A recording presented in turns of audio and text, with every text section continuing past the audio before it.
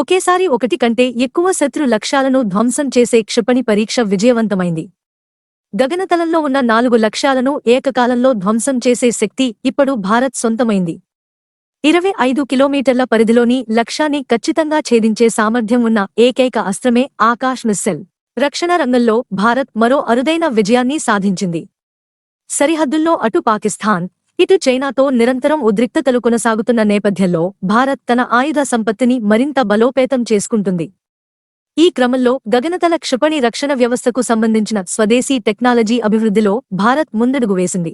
ఒకేసారి ఒకటి కంటే ఎక్కువ శత్రు లక్ష్యాలను ధ్వంసం చేసే సామర్థ్యం, గగనతలంలో ఉన్న 4 లక్ష్యాలను ఏకకాలంలో ధ్వంసం చేసే శక్తి, 25 కిలోమీటర్ల పరిధిలోని ఉన్న లక్ష్యాలను సైతం ఖచ్చితంగా ఛేదించే సామర్థ్యం గల ఓ అస్త్రాన్ని DRDO తయారు చేసింది. అదే ఆకాశ్ మిస్సైల్. ఆకాశ్ క్షిపణి ప్రత్యేకత గురించి DRDO సమాచారం ఇచ్చింది.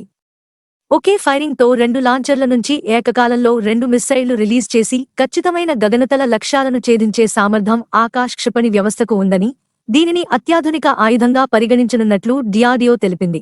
ఆంధ్రప్రదేశ్లోని సూర్యలంక ఎయిర్ ఫోర్స్ స్టేషన్లో అస్త్రశక్తి 2023 విన్యాసాల సందర్భంగా స్వదేశీ ఆకాశ్ క్షిపణి వ్యవస్థ సామర్థ్యాన్ని ప్రదర్శించారు.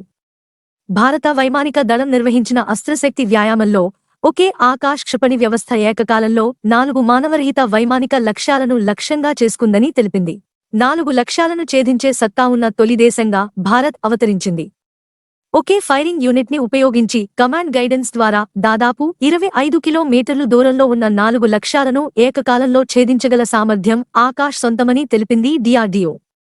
ఆకాశ్ మిస్సైల్స్ లో firing unit, firing level radar, ఒక firing control centre, 2 Akash air force లాంచర్లు, 5 సాయుధ క్షిపణులతో మోహరించబడి ఉంటుంది. ఫ్రెండ్స్, మీకు ఈ వీడియో నచ్చితే లైక్ చేసి షేర్ చేయటం మరువకండి. పక్కనే ఉన్న బెల్ ఐకాన్ నొక్కి తాజా అప్డేట్స్ ను తెలుసుకోండి. మరొక తాజా వీడియోతో తిరిగి కలుద్దాం. By by.